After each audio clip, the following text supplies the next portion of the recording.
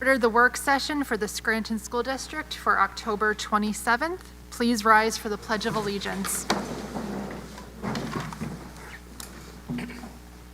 Pledge allegiance to the flag of the United States of America and to the republic for which it stands, one nation, under God, indivisible, with liberty and justice for all.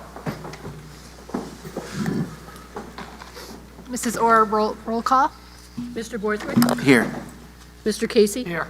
Mrs. Chesak? Present. Ms. Fox? Mr. McAndrew? Present. Ms. Merkel? Mr. Zlecki? Present. Mr. Triano? Present. Mr. Holmes? 6 present, 3 absent. Okay, so we're going to begin this meeting by doing some recognitions. Is there a mic down on the floor? There is, right? Okay, we're going to go down the floor, Director Chesak. Come on, Jenny. Thanks, Ian. You're in suits. I'm not. I've been all week here for elementary grades.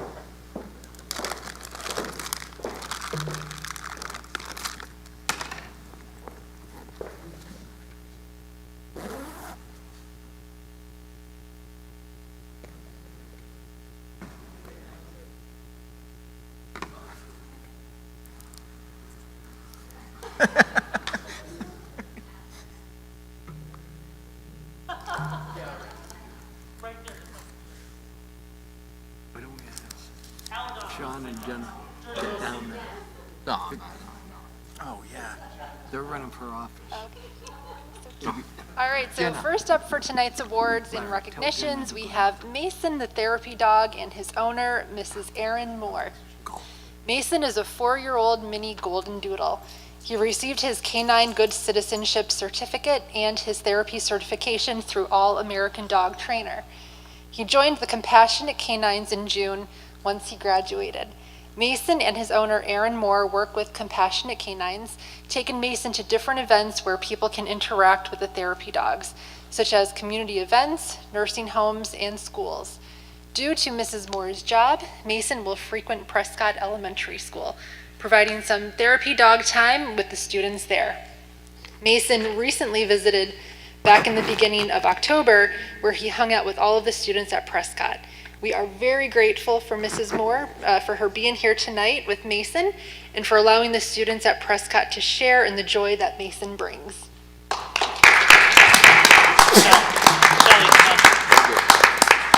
We're going to take a little picture of Mason. So our goal, just so everyone knows, is I would like to eventually have a pup in every building. I love dogs. And first step down that path to hopefully do that. So we want to thank Mrs. Moore for doing that and for Mrs. Egan for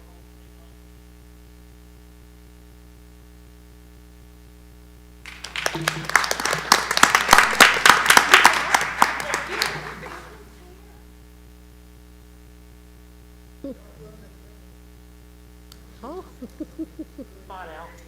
Wow.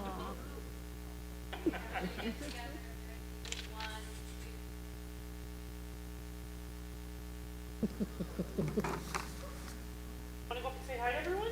Yeah. Go say hi to yes, you are the most special boy here tonight. Yes, you are. Yes. I saw him. Hello. Dogs make me happy. I don't get to do this fun stuff very often. That will Better go. than getting yelled at. It's better than getting.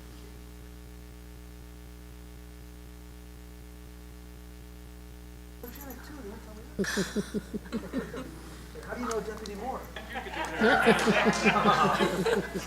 I know your daddy. Well, my husband. I know your husband. Yeah, thank you. Great work. This is nice. Bob just said it's way better than being yelled at. Mason.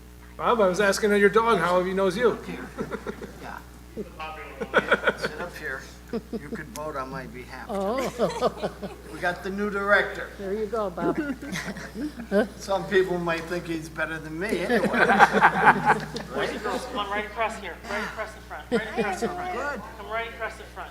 I I got a nice doggy at home. Right. Oh, back over here. Back over here. Back over here. Sorry. There we go. All right. The floor is yours, everyone. Face the crowd. Here we go. Right there, you're gonna come back here. Go. Boy, whatever. All right, so next we have the Whittier Roadrunners, which is a running club for students at John G. Whittier Elementary School. This weekend, the students at Whittier participated in Cala's Run for T1D, a fundraising walk/run for Breakthrough T1D, which is type 1 diabetes. Breakthrough Type 1 Diabetes is the leading global type 1 diabetes research and advocacy organization. We are so proud of our Whittier Roadrunners for participating in this weekend's fundraiser and are so grateful to have them here tonight. Thank you, guys. We have a speaker. The lady, are you my speaker tonight? Do this, get this down to you. You got your speech ready? Hi, my name is Lainey Coyne, and I'm a fourth grade student at Whittier Elementary. This was our second session as Roadrunners, and we are so lucky to have this club at Whittier. Thank you, Mrs. King, for taking the lead on this club with some help from Mrs. Barace, Mrs. McGlynn, and Mrs. Smeeden. Your dictation to make this club successful is appreciated. Whittier Roadrunners helps build friendships, learn commitment, and staying active. Whittier Roadrunners would like to thank the Electric City Runners for your encouragement and motivation during our races. We appreciate your support every step of the way. Thank you to parents and teachers at Whittier who cheer us on each week and at every race. We are looking forward to our spring session. Come out and join us. These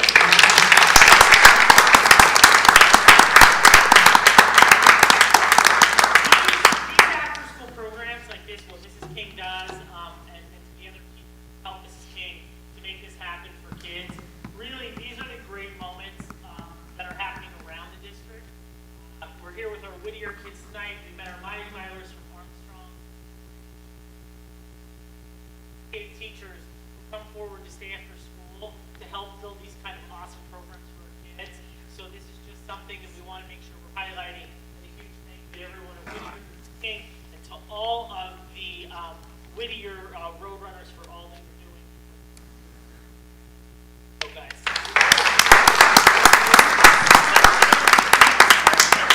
a step back. Everyone take a step back. Scrunch in here. Come on over here, guys. Come on over here.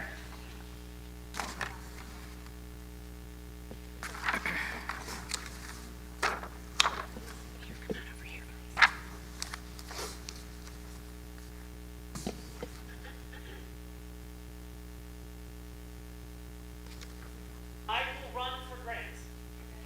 I run for grants. So if you need, I run for grants. If you need runners, I'm in.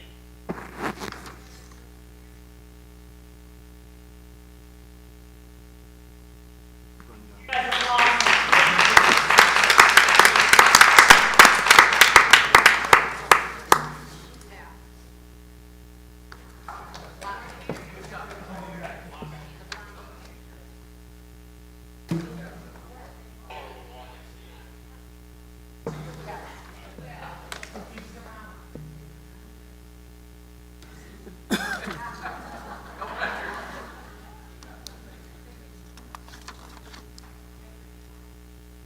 I like how I have the dog.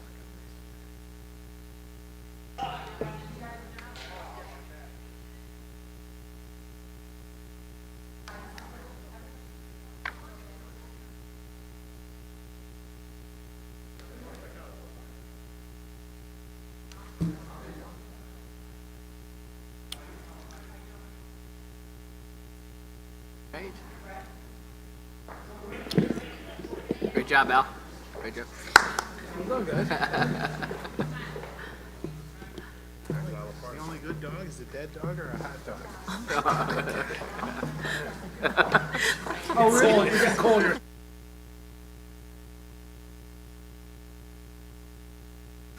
If we had a board dog, We No. want to be better people. Look into that. St. Bernard, I vote for. Real big guy. All right, athletics and student activities. Director Triano.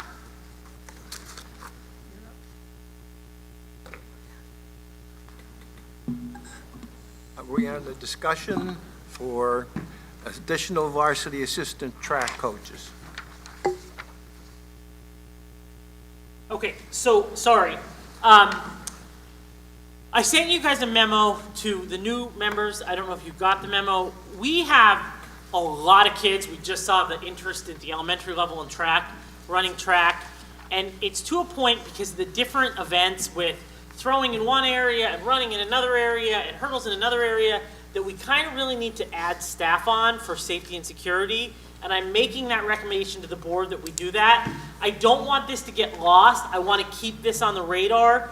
Obviously, under the current budget situation, I can't bring that forward right now, but please make sure that this one is still in your mind, because when we have money, I'm bringing it forward to you immediately.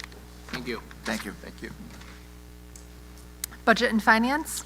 So on the consent agenda, we'll have motions to approve the bill list and exception bill list, delinquent tax reports, treasurer's reports, repository sales, budget transfers, disposal of assets, and budgeted purchases.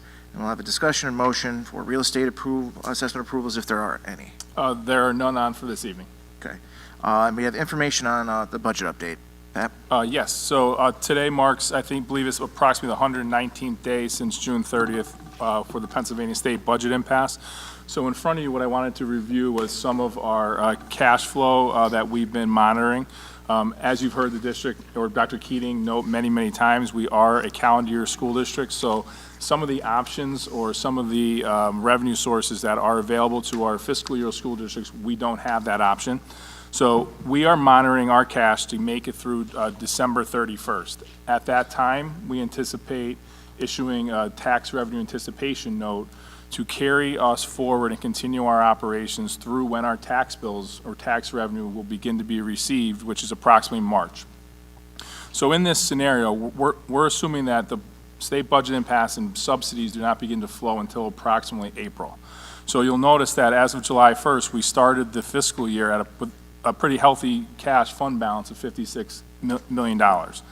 Since then, you know, these first few columns on page 1 are essentially almost like actual results, not estimates. But we're anticipating ending the month of October in that bottom right-hand corner with just under $21 million of cash available. Okay, that is general fund only, as we do have other funds that are restricted for things like our food service operating account or our capital improvement account. But we're focusing on the general fund, and that represents almost a $35 million decrease in our available cash resources in that 4-month period, or about 63%. Moving on to page 2, where we continue to monitor, as I mentioned, just to get to December 31st. Again, we're estimating our payrolls, any local revenues that would be received in the months of November and December, and then obviously some expenses, like the daily operating expenses that we need to continue to pay just to keep the doors afloat. Under this scenario, we're estimating ending the year with only just over $1 million of cash resources. So that's how tight that is on a $225 million budget. So unfortunately, a large healthcare claim or a repair to a building that was unexpected could, put us into a situation where we're cutting it very, very close to the end of the year. Moving into January and February, again, we do not anticipate too much in the form of local revenues. And moving on to page 3, you'll notice that at the end of March, we have a cumulative negative operating cash flow of just over $21 million. That cumulative amount, as well as a reserve, we're looking at borrowing around $30 million for a TRAN effective January 2nd to close on that day so we can make a payroll obligation.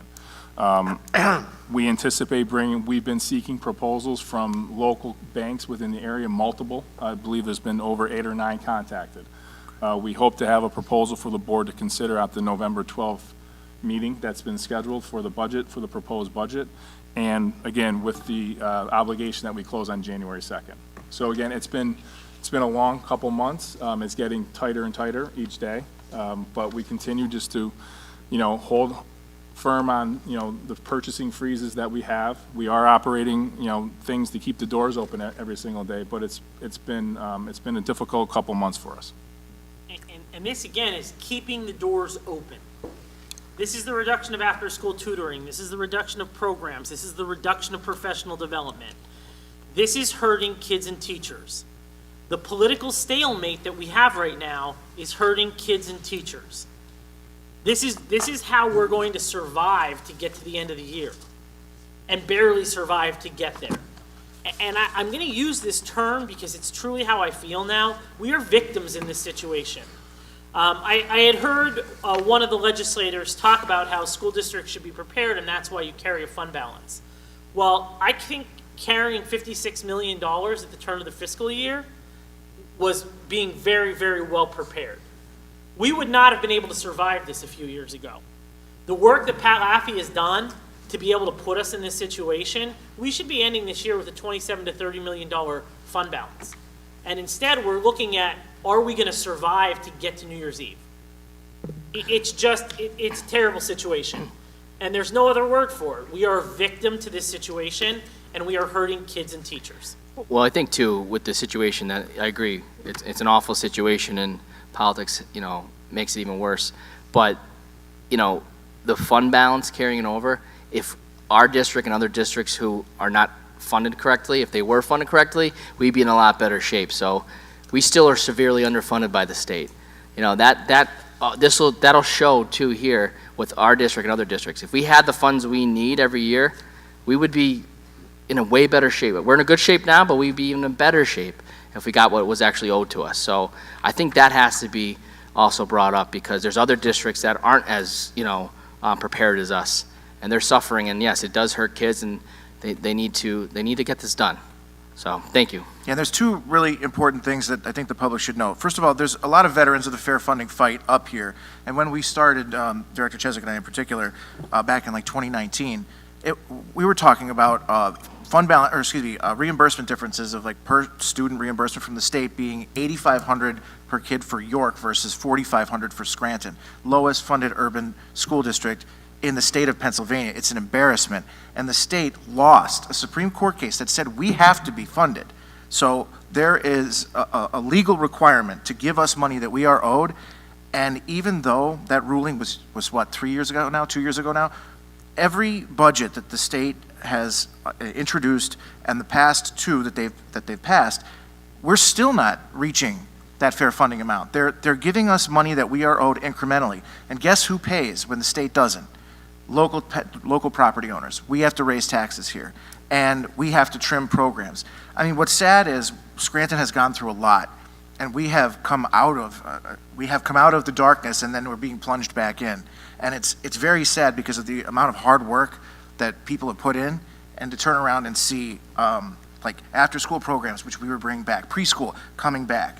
We had a line item in the budget to bring library aids back so we could have kids in our elementary schools taking library books out again. We have been turning the corner, and for the state to just sit on this is unconscionable. And as I agree with Dr. Keating, we are victims here, and it's our kids who are victims, because we had the resources, as you could see from what Mr. Laffey just said.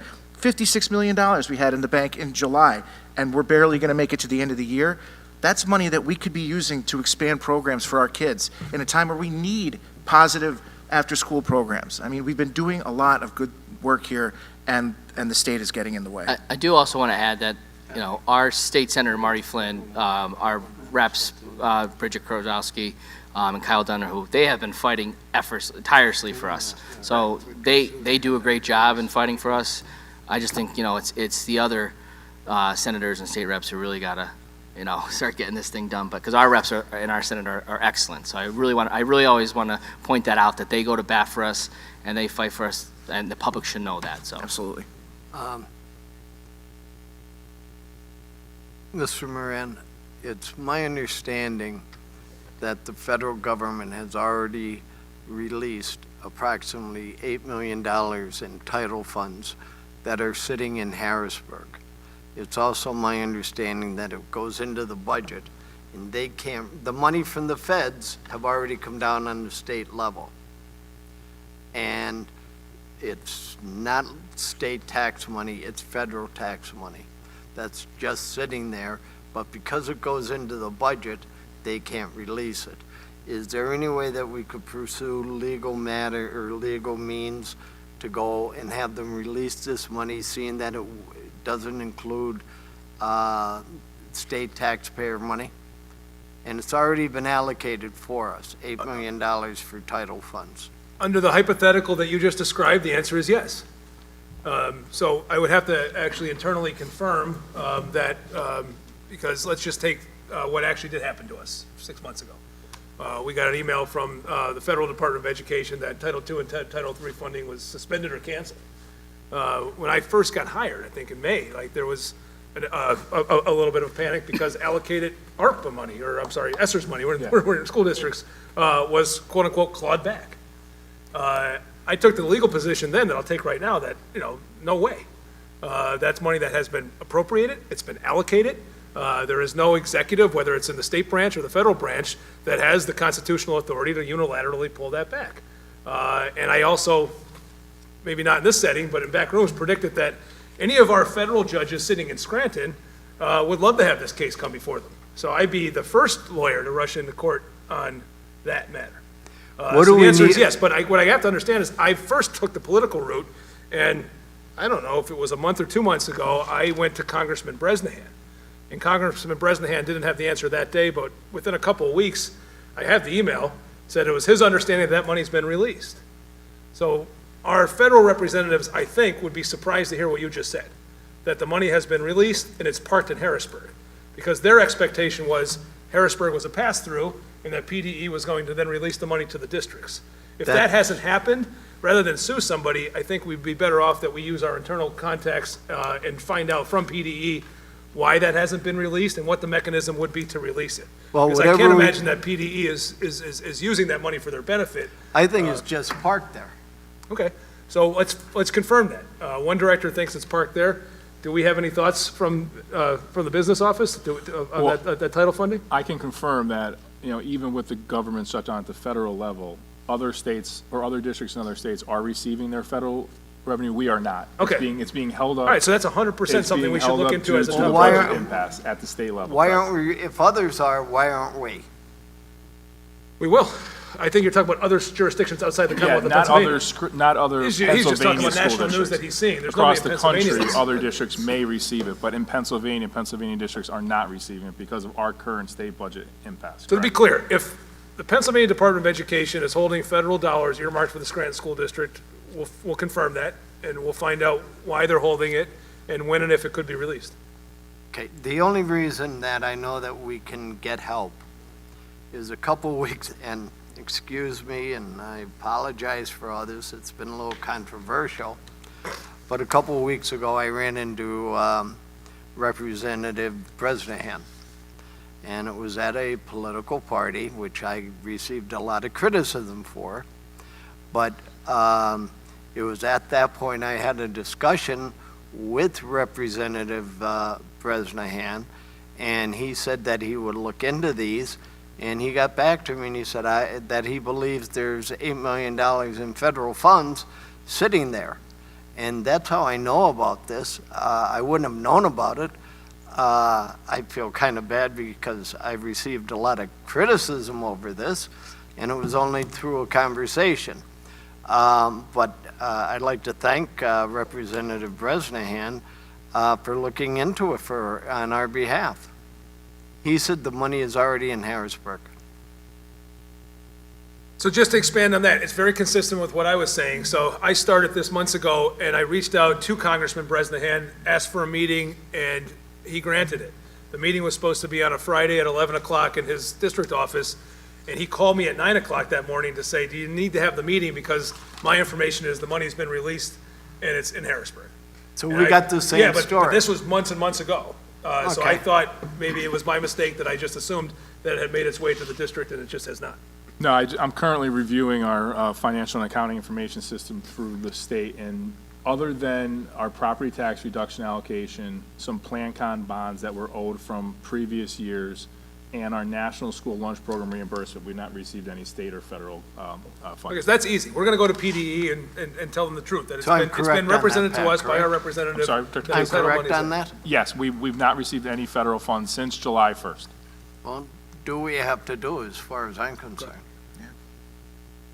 I do want to say a thank you to Joyce, Carmen, and Moran, and especially Mr. Moran. We got made aware that they were donating some of their services in light of the budget issue. So I think that needs to be, the public should know that that's such a great thing for you guys to do, and I really appreciate that, and just shows how much you actually care about our district, and so thank you. Welcome, of course.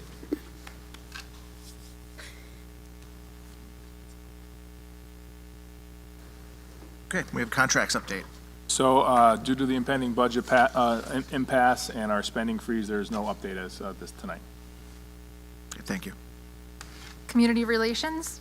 We'll have two consent agenda items. The first one is a motion to approve donations from Net Credit Union to both Scranton High School and West Scranton High School for transportation costs to the Community Resource Fair on October 24th, and then a motion to approve a student expulsion. Standard practice. Okay, Education. All right, so we're going to have first on the the consent agenda, a motion to approve permissions to attend meetings and conferences. We're going to have on the non-consent, motion to approve special education settlements. We're going to have a discussion and motion to accept the All One Foundation grant. And then we're also, I missed this one, we're going to have a presentation for federal programs and the impact. So part of the proposed final budget, when we get to November and go over that, we'll look at the unsubstantiated, shall I say, rumors that from the federal level, we will see the complete elimination of Titles 2, 3, and 4, and a 20% reduction of Title I. For the board to understand the impact of those, Mrs. Grebeck is here tonight, the Director of Curriculum and Assessment and Instruction, as well as Maggie Cosgrove Murphy, who is the Director of Federal Programs, and they're going to summarize for you. There is a full presentation, basically what these titles cover, so you have a better understanding of that when we go into the November 12th meeting. Good evening. Thank you very much for this opportunity.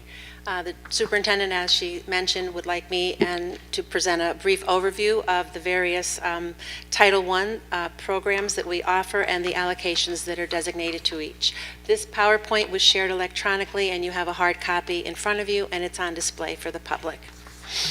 So if you look at slide 2, this is an overview of ESSA federal funding, the Every Student Succeeds Act, and it provides targeted federal support to ensure equitable access to high-quality education and improve student outcomes. The total budget is over $8 million, and there are 5 categories listed below.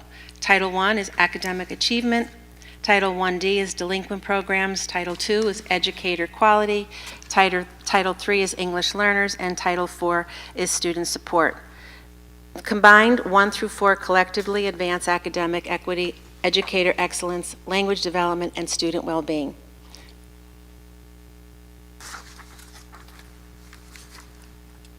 I'm a little ahead on my presentation, sorry. Slide 3 is going to be an overview of Title I. The purpose is to improve achievement for disadvantaged students by funding resources to support at-risk learners, providing extra funds for high-need schools, support tutoring and interventions, requiring family engagement, schools must hold these, and supporting our designated CSI and TSI improvement efforts. Slides 5 and 6 will show you a graph. On the left is the cost breakdown, and on the right is the description. I just wanted to draw your attention to, just in this particular category, we have 41 Title I specialists who receive their salaries and benefits under this particular Title I allotment. And those teachers provide a valuable resource to our students each and every day. And there's also a section here for an amount that's designated to our non-public Title I, which have to be provide required services and obviously academic improvement funds. And Title VI is a continuation. On the left is the cost breakdown, and on the right is a description of each of those amounts and what those amounts are used for. Title VII is an overview of Title 1D. The The purpose is to support education for neglected, delinquent, and at-risk youth by helping them meet academic standards, supporting successful transitions from school to work, preventing dropouts, and providing reentry support for continued education. Slide 9, again, outlines the cost breakdown on the left, and on the right is a description of each of those cost allotments. Slide 10 is an overview of Title II. The purpose of Title II funds are to strengthen teacher and leader effectiveness through professional development and class size reduction teachers. The focus areas, just a few to name, are science of reading. That's an initiative by the state that we're trying to roll out in a creative way, since we really can't do it the way we did last year with after school. So we're working on creative solutions to solve that. OGAP training, which is a new innovative way of teaching mathematics. Our STEELS, SAP and CEL training, curriculum writing and strategic planning, committee meetings and data reviews, in-house and external PD, for example, through the NEIU, and hiring new teachers to reduce class size. Slide 12, again, on this graph, the cost breakdown is on the left, and the descriptions are on the right. The next one is an overview of Title III. On slide 14, you'll see the purpose of Title III is to provide language support to help English language learners gain English proficiency and succeed academically through instructional programs and staff support. Some key responsibilities are to assist families with registration and acquiring required documents, to translate and interpret educational, legal, medical, and IEP records, maintain EL and migrant data, support schools during testing, provide interpretation for meetings, and facilitate communication and classroom access. Our L status, we have approximately 1,400 students speaking 64 languages. The top languages spoken in the Scranton School District are Spanish, followed by Nepali and Swahili. Slide 15, again, the same graph outlines the cost on the left and the description that each of those costs are attributed to on the right.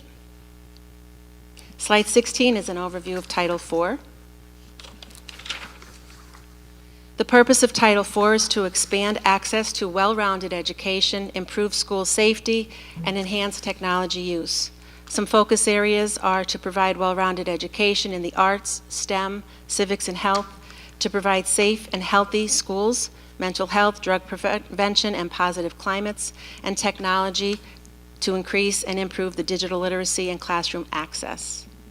Again, slide 18 outlines the cost breakdown on the left and the description on the right, and the salaries and benefits of the faculty that are covered under this particular Title IV budget.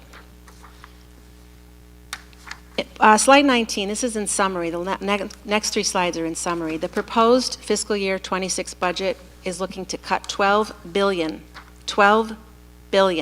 from public education, reducing funding for research, student support, and key programs, just as I've outlined.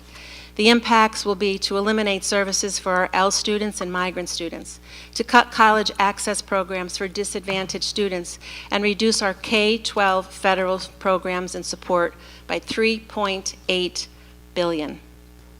Slide 20, fiscal year, the proposed budget, key points. 18 programs are looking to be combined into one K-12 simplified funding program.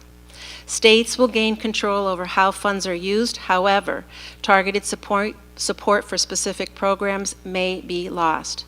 Affected areas, just to name a few: after school and summer learning, arts and technology education, mental health, safety, teacher training, and emergency preparedness.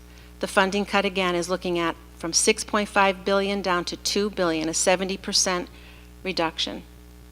And finally, slide 21. The House bill proposed budget key points is looking to cut $12.1 billion, which is a 15% reduction to the United States Department of Education. Title I reduced, low-income student support. Titles 2, 3, and 4 eliminated, which would include teacher training, English learners, well-rounded education, health and safety. State assessment grants eliminated, and schools will no longer be required to give state assessments. And would you be able to get us like a one-page fact sheet with the direct impacts to our district? 'Cause Certainly. there's a lot of positions that are federally funded. 53, yeah. 53 positions. Total. Yeah, so we're talking 53 jobs. These are teachers, paraprofessionals. These are people who live here, work here. This is their Correct. livelihood, and they are people who provide critical services to our kids. And You're not only the 53 position, what you just said is about critical Critical. services. yeah, so if, like a one-page fact sheet is probably not a bad idea, so that we can get it out there and show people in a short, sweet manner, like, hey, this is what's about to happen to the Scranton School District. These are in Absolutely. jeopardy. Going back to what Aaron said, that we're the victims, the kids are the victims, because they're not going to be receiving the services. But I do have one question for you, Pat. These are all title programs, correct? That's correct. And we're just talking about 5 minutes ago about $8 million that are sitting into Harrisburg. I have to assume that we're paying now all these programs through our general fund until we get that money. Most of them are postponed. Pardon me? Most of them are stopped right now. No, Director Case, you are correct. All employees of the Scranton Salaries. School District, whether they be funded with local and state dollars or federal dollars, have been being paid on a biweekly basis out of our general fund, correct? Okay. Now, when we receive this $8 million plus, or whatever it may be, will we be able to reimburse our general budget on it? Or is that basically lost money that you can't shift the title money into the general budget? Well, the federal budget is a component of our general fund. It's just the funding source. So those dollars will go back into our general operating account. So we won't lose, I mean, once No, we get funded, we won't lose the money. We're losing interest on those dollars as we speak. That, I think there's some discussion as to whether people have asked, will the state reimburse districts for lost interest? Our understanding of that is no, but yes, once those federal dollars continue to flow, they will come back and basically reimburse us for the wages and payrolls and benefits that we've fronted for the staff that are covered with federal grants.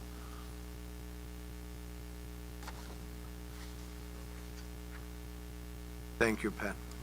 So a lot of doom and gloom tonight, and we have a piece of happy news. I'm going to call Liz Hemphill up right now, and Maggie Cosgrove Murphy on the positive side of things, to share with you an incredible grant. Mrs. Egan will also be joining them, that we received from the All One Foundation. So I'm going to turn it over to them. Hello, good evening. We are here with some good news tonight. Just to give you a little bit of background, about a year ago, September of 2024, you may remember, led by Dr. Keating and her idea to go to the All One Foundation. We went with 20 partner agencies, at least 20. We were joined by Ms. Boland at the time on behalf of SFT, also all of our partner mental health agencies locally, the DA's office, juvenile probation, the juvenile court system. 2 of our local judges came with us, and we presented to the All One Foundation an idea to introduce restorative practices to the Scranton School District, but also to train all of our partner agencies who all impact the lives of our students, so that we all had shared philosophies, shared language, and All One said, we love this idea. Ours was a 5-year plan to introduce this, but they said, currently, we're not able to fund fully for 5 years. So they came back to us in August and said, can you scale this back? Can you give us a 1-year pilot and show us what you would do in 1 year with this idea? So we did that, and so we asked, we are very fortunate here in the Scranton School District. We have a treasurer who works among us, Ms. Shelley Egan, who is the principal at Prescott, but who is also a nationally certified trainer in restorative practice, who goes to other districts to train them to implement restorative practice. And we have her right here. So what we asked to do from All One was to give us some funding to be able to get a floating assistant principal so that we could free up Mrs. Egan to come and train in our own district, Kennedy, Plaza, Prescott, and West Scranton High School. And they have incredibly generously offered for the next 12 months to fund us with $350,000 to see what we can do with this money and what that looks like. And then the goal would be that in a year's time, we would come back, show them some good data and information, and then they hopefully will continue to fund the project little by little instead of one big lump sum. So we are thrilled, and we're ready. So we knew this was potentially coming, and we wanted to be ready to go. We are ready to go. We are completely ready. I'm going to let Mrs. Egan talk to you. She will explain to you briefly what restorative practice means and what that will look like and why that will be such a positive impact on our district. And then Mrs. Murphy will tell you about the money. She's the wizard that can tell us how we're going to really implement that $350,000. Two things I want to add. One, this is at no financial impact to the district at all. So we're going to be able to do this without taking any financial hit whatsoever. And the other thing that we know from All One is that although I know that we are straining in other areas, we cannot use these funds for anything else. So we can't kind of mix and match or use it to patch something else. This is very specific, and Mrs. Murphy will help us to make sure that we stay on track and do exactly what we're supposed to do with the money. So thank you, first of all, to Dr. Keating for coming up with this idea and bringing it to fruition into something that's real and tangible. And also, many of you may know she's pretty tenacious. And so when we got a soft no, she just didn't accept that, and we just kept going and said, okay, well, if not that, how about this? And so I'm very grateful to her and to all of the board and to all of the help that we've had bringing this project forward. It's really exciting. Good evening. As the principal of Prescott, I'm very proud to be part of the Scranton School District, so I'm very proud that I get to take on this role within the district as well. For the past 11 years, I have been a trainer for restorative practices. I hold a graduate certificate from the International Institute for Restorative Practices, which is located in Bethlehem, Pennsylvania, but globally serves all countries worldwide, training individuals in restorative practices, both in educational communities, business communities, and just community agencies overall. Restorative practices is not a program. It is a social science that seeks to build relationships among individuals within communities, within our school community, along with repairing any harm caused by negative behavior. The fundamental hypothesis behind restorative practices is that individuals are happier, more positive, more cooperative, more willing to make changes in their behavior when people in positions of authority do things with them rather than to them or for them. And within a school community, the practices would be implemented. We would look to see a reduction in negative student behavior, a reduction in the recidivism of student behavior. We would look to see that positive relationships are fostered among individuals, whether those be adults to other adults or students to adults or students to students. So along the continuum of practices, it would work together with the current systems in place, such as the Positive Behavior Intervention and Support Program, Social Emotional Learning Program, and it would align with within the MTSS framework that we are implementing throughout the district. In looking to see how we can implement this one-year program and impact as many as we can throughout the 1 year, we would set up hopefully 4 sets of trainings throughout the next coming months, which would target the administrators, school counselors, mental health professionals, and teachers to take part in the 2-day trainings. We would work within the school calendar, and some of the funds would be used to support to the teachers in doing after-school trainings as well. So all those individuals would take part in 2-day trainings.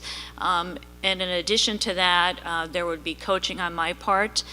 We would look to see if there are any individuals that would want to take it a step further and take part in a training of trainers program so that we can continue to kind of expand and build our capital of employees that can go about and train other individuals within the district in restorative practices.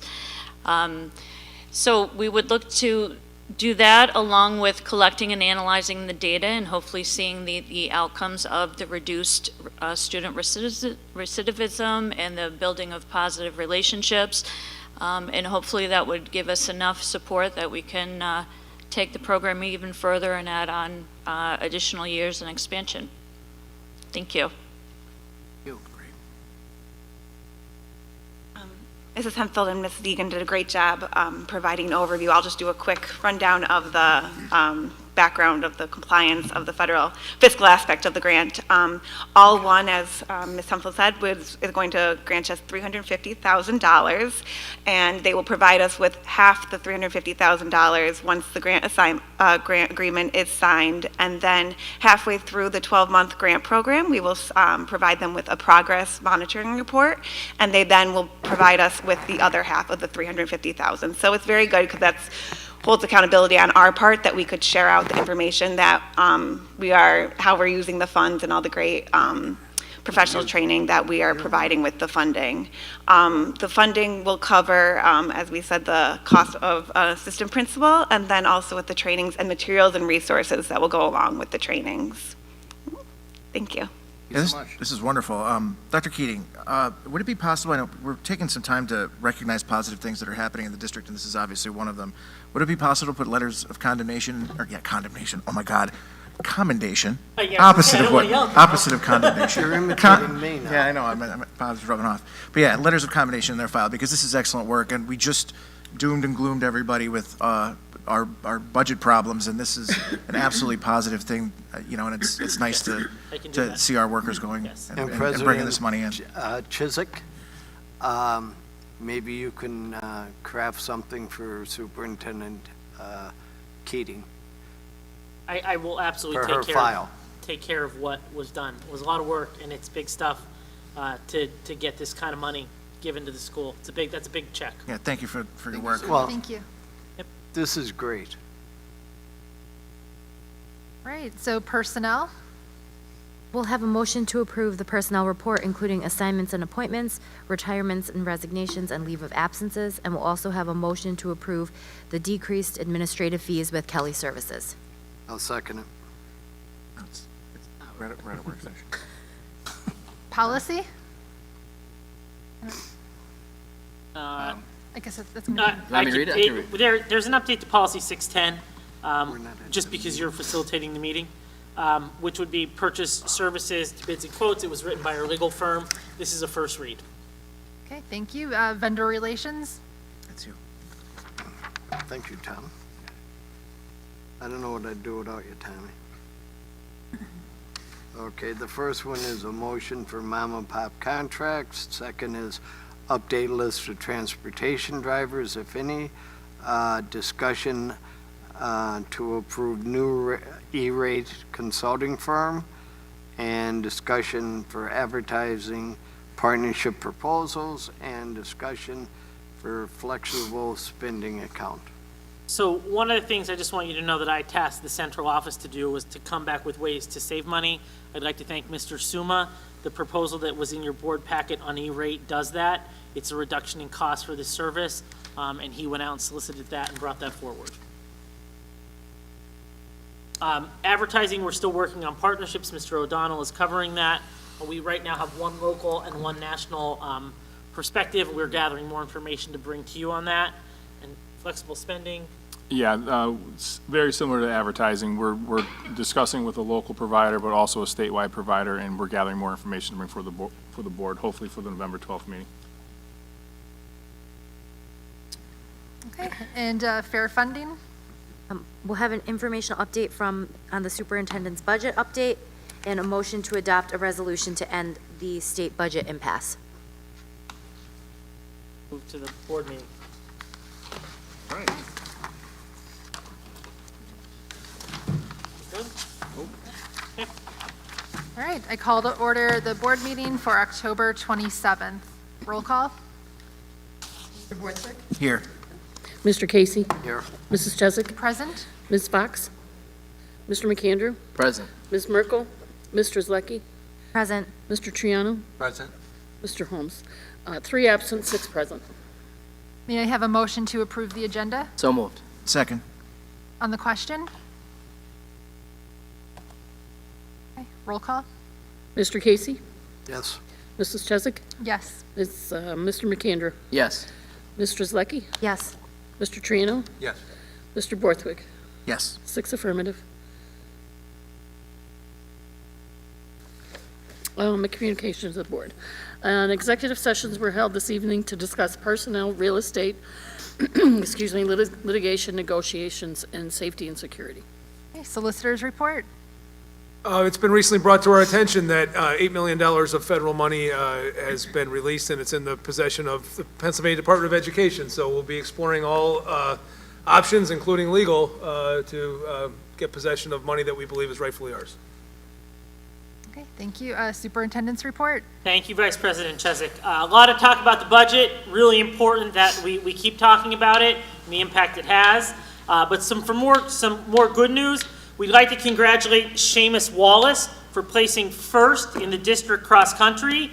Seamus is the first district cross country champion from West Scranton High School since Paul Fox in 1985, making him the second West Scranton cross country champion.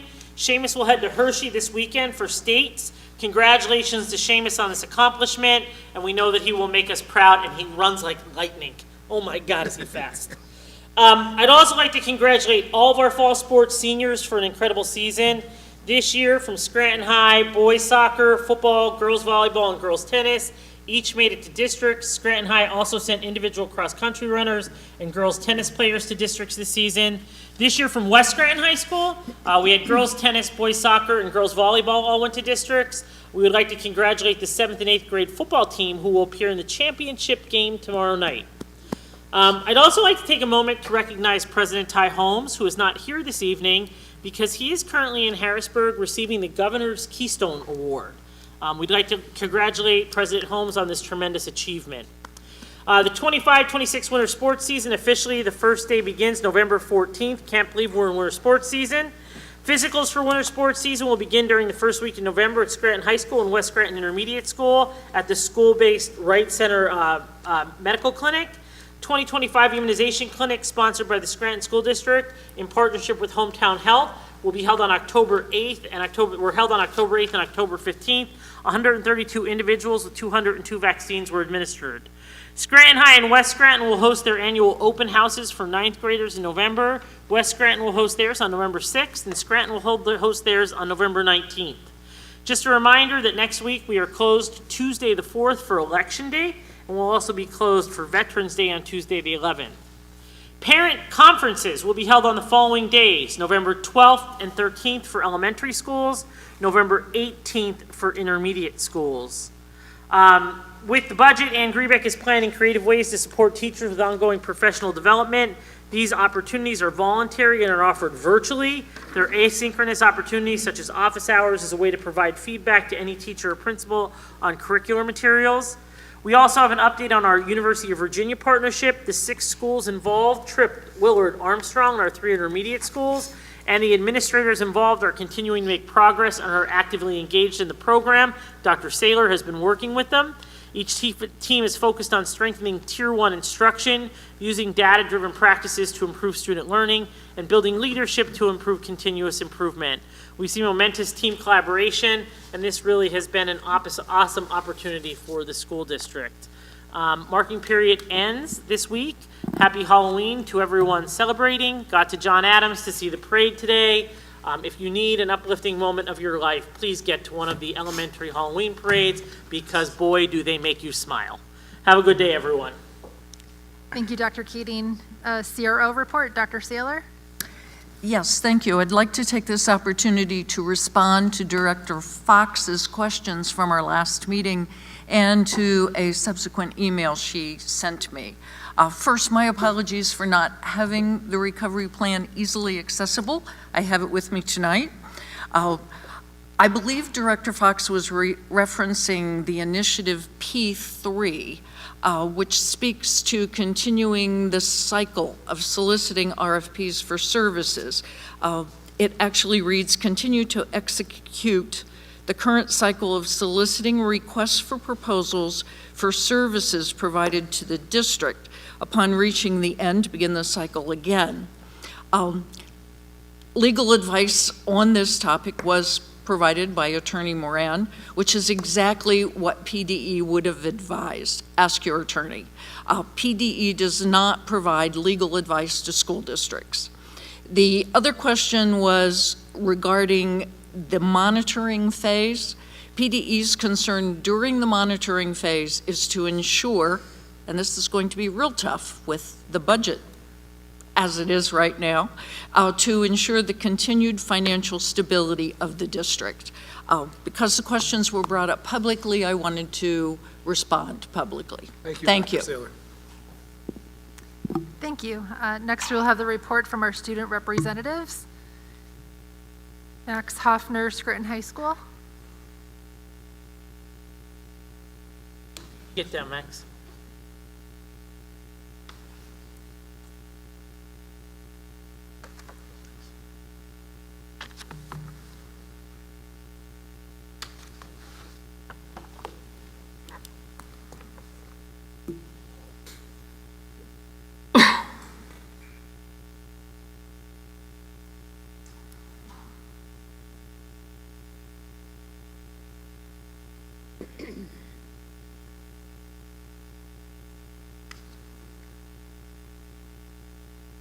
Has had a great October. We celebrated our senior cheerleaders as well as our football players last Thursday during senior night. Congratulations, seniors. This Friday, the Scranton High football team will travel to Williamsport for a playoff game. Go Knights! Congratulations to Alessandro Soto, Amani Wulonia, and Gensial Mugabe for being selected as All-Stars for the Lackawanna Soccer League. Also, congratulations to Natalia Arcangeli for her 500th kill on the Scranton High School volleyball team, #PowerAtTheNet. Winter sports physicals will be held at Scranton High School on November 3rd, 6th, 10th, 13th, and 17th from 1 to 5 p.m. Our students have been very active within the community lately. We had 5 SHS students represent Scranton High School, the Night Ambassadors, in Evitum at a mental health symposium. Our Night Ambassadors and PennServe students also volunteered at the annual transition fair held at Johnson College. Our PennServe Club also helped out at the Dunmore/Greenwich soccer teams over the weekend. And on October 10th, 15 students from PennServe volunteered at the Steamtown Marathon Pre-Race Expo. This week is Red Ribbon Week at Scranton High School. We will be raising awareness through distributing materials, morning announcements, and spirit dress days. This Friday, we'll be hosting a Minute to Win It challenge throughout the day, and to celebrate with some spooky fun, we will be doing a Halloween trivia. We are finishing up the Common App Workshop tomorrow, October 28th. Also, tomorrow through Thursday, we will have our class picture days. Throughout November, we will be doing a Feed a Friend fundraiser and a cold weather coat and accessory drive for students at SHS. On November 7th, there will be an American Red Cross blood drive from 12:15 to 5 p.m. There will be an open house at Scranton High School on November 19th open to all students, including 6th graders interested in the STEM Academy and 8th graders exploring their high school options. The SHS semi-formal will be held on November 21st at the Hilton in downtown Scranton. Upcoming college visits this week are University of Rochester, Loyola University, Seton Hill University, University of Pittsburgh, Cedar Crest College, Arcadia University, Fisher College, and Albright College, and next week, Alvernia University, University of Scranton, Lackawanna College, and Wilson College. Thank you so much for your time tonight, and I look forward to meeting with you next month. I hope everyone has a great rest of their October and a great November. Thank you. Thank you, buddy. Thank you. Our next student representative, Shristi Danielle. I don't think she's here. Okay, PSBA report, Director McAndrew. Nothing at the time. Okay, thank you. At this time, the board welcomes public comment. Each speaker will be allowed 3 minutes to speak. Union presidents will be allowed 4 minutes. Our first speaker is Jen Telesco.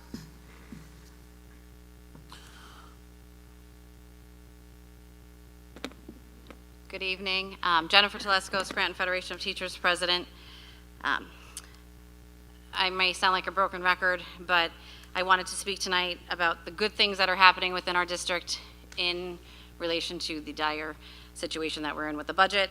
Our students that were here tonight from Whittier the Whittier Wildcat Roadrunners under the direction of Mrs. King and Mrs. Brace, and the Armstrong Runners who were here last time by Mrs. Johnson, are all examples of some of the good things that are happening in our elementary buildings, giving our students great opportunities to meet new friends, try something new, be part of a team, and to get out from behind a screen and to be active, which is something that all of us teachers and parents are really encouraging and are loving the fact that they have those opportunities.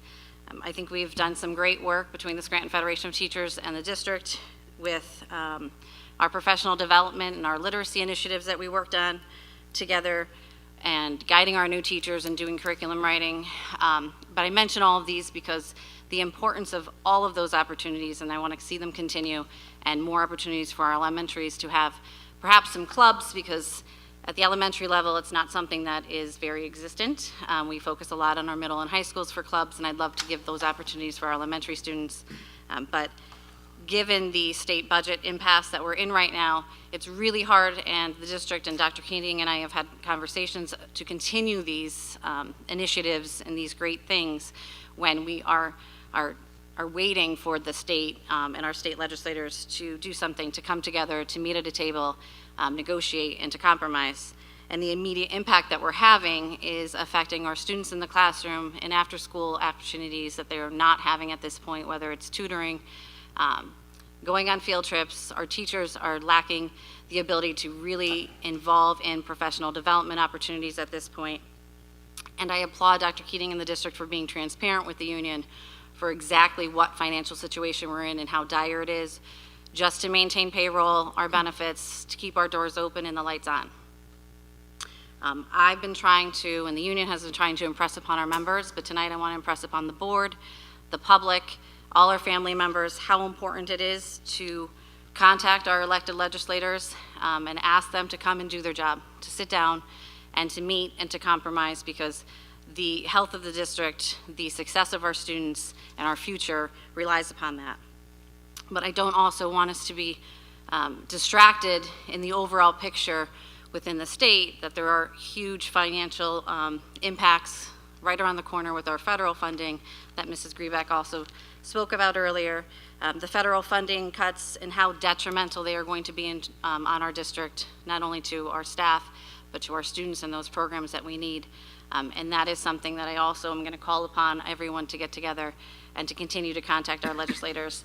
If we need to make a road trip to Harrisburg, I'm game for a road trip. We're more powerful, we've learned, if nothing else, together, stronger together, and we can get through this. So I encourage everyone, whether it's school board members, teachers, paraprofessionals, parents, even our students, to contact our legislators and tell them to come sit down and do their job. Thank you. Thank you. Our next speaker, Rosemary Boland.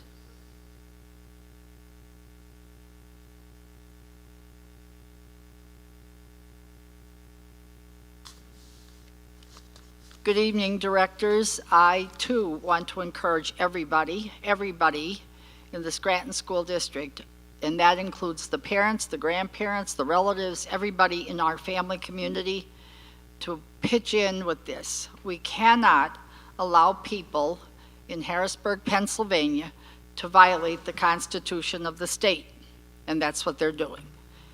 The court case was won, and it was cited earlier. We haven't received our fair funding. They're violating the Constitution. Lately, however, in the United States of America, it seems that we've been violating a lot because of lying and lying and lying.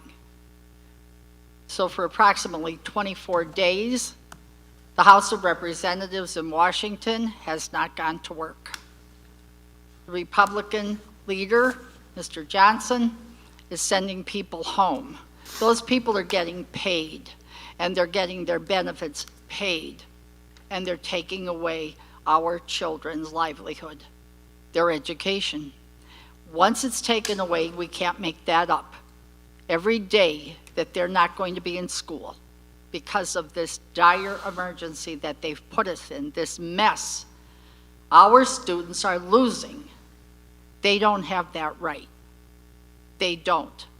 Yesterday, I was sick to my stomach when the White House was demolished to build some kind of freaky ballroom for $350+ billion. We're saying that maybe Mr. Bresnahan said their money is in Harrisburg someplace. Well, that's great. What Mr. Bresnahan's supposed to do is call down to Harrisburg, Pennsylvania, to the Senate, which is a Republican-controlled Senate, and get that $8 million here. That's his job that we pay him for. We pay those salaries. They work for us, and they don't get it. They do not get it. And nobody should apologize to them for not doing their job and not doing what they're supposed to do. I don't think they deserve praise. I too spoke with Mr. Bresnahan a few Sundays ago, and he couldn't answer one question I put to his face. On the contrary, his 2 aides came over to him to hustle him out. Mr. Bresnahan can't answer 5th grade teacher questions. Shame on him. And shame on the entire House of Representatives in Washington who have decimated the House, decimated the Department of Ed. They're taking away special needs children's funding. They're not going to fund that. And the parents of those kids will have no idea what's going to hit them. They won't. On November 1st, people are going to get their insurance bills and they're going to be killing themselves over them because they're so horrific. And you know what they care about? Nothing. Mr. Bresnahan has made a ton of money since he was elected, making deals. Congratulations on that. I'm thrilled for him. Great. But he's not doing the job. He promised people he wouldn't destroy Social Security, he wouldn't touch Medicare and Medicaid. He voted with every Republican in Washington, and he's destroying that. These are the people that we have out in our community here. We can't let this go. We cannot sit and think about calling or writing letters or texting. We cannot do that. We can't sit on our hands. We're not doing what we're supposed to do. I listened to a program a couple of weeks ago, and one lady said, "What does it look like to live in an autocracy?" And the person answered her and said, "You are living in an autocracy." And I understand the attorney would like to go to court, to federal court. The AFT just went into federal court 2 weeks ago. We don't have an answer yet. Guess what? The President of the United States keeps getting taken to court, and he keeps losing in court, and he just doesn't care. And apparently the legislative body, the first actually in the country, the legislators, they're not doing their job at all. We have one man dictating to everybody in the 50 states. And shame on everybody and anybody who thinks this is a great idea. With that, I'm going to second the president of the Federation, Mrs. Telesco, and say, pick up the phones tomorrow morning and call this Bresnahan's office. And by the way, you might want to call our senator, our United States senator, who I've never seen in Pennsylvania in my life. And I don't live in Connecticut, so I'm not driving there to talk to him. But we should hold his feet to the fire too. Thank you so much for listening, and please help us out, all the public. Write, text, get on social media, and start blasting them by name so that everybody knows what good they're doing. No good at all. Thank you. Thank you. May I have a motion to approve the meeting minutes of September 8th, 2025, September 17th, 2025, and September 29th, 2025? Okay. We had a second. Yeah, a second. Okay, so on the question? Roll call? Mrs. Chesak? Yes. Mr. McAndrew? Yes. Mr. Zlecki? Yes. Mr. Triano? Yes. Mr. Borthwick? Yes. Mr. Casey? Yes. 6 affirmative. Okay, may I have a motion to approve the consent agenda? So moved. Second. On the question? Roll call? Mr. McAndrew? Yes. Mr. Zlecki? Yes. Mr. Triano? Yes. Mr. Borthwick? Yes. Mr. Casey? Yes. Mrs. Chesak? Yes. 6 affirmative. Okay, athletics and student or excuse me, where are we here? Education. Thank you.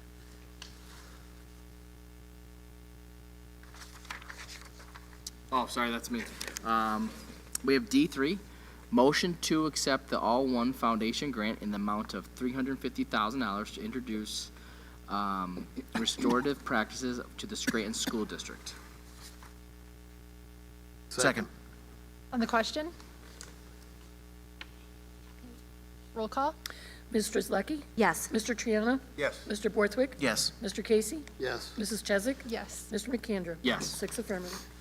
All right, and then we have D4, approve special education settlement agreements following legal review and negotiations. Settlement summaries previously provided to the board for review.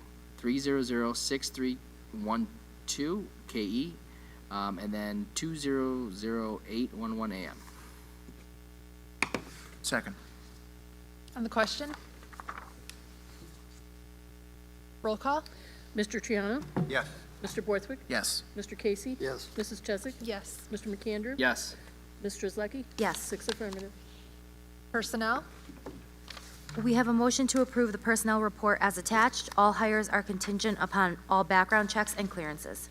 Second. On the question? Roll call? Mr. Borthwick? Yes. Mr. Casey? Yes. Mrs. Chesak? Yes. Mr. McAndrew? Yes. Mr. Zlecki? Yes. Mr. Triano? Yes. 6 affirmative.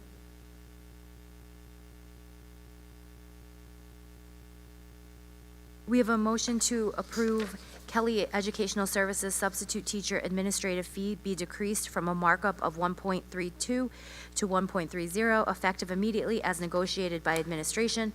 The financial impact, substitute teacher daily rate with fees will decrease from $165 a day to $162.50 per substitute teacher per day. Second. On the question? Roll call? Mr. Casey? Yes. Mrs. Chesak? Yes. Mr. McAndrew? Yes. Mr. Zlecki? Yes. Mr. Triano? Yes. Mr. Borthwick? Yes. 6 affirmative. Vendor relations? Okay. I got it.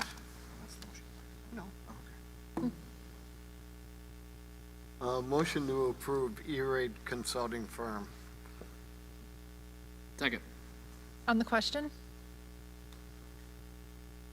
Roll call? Mrs. Chesak? Yes.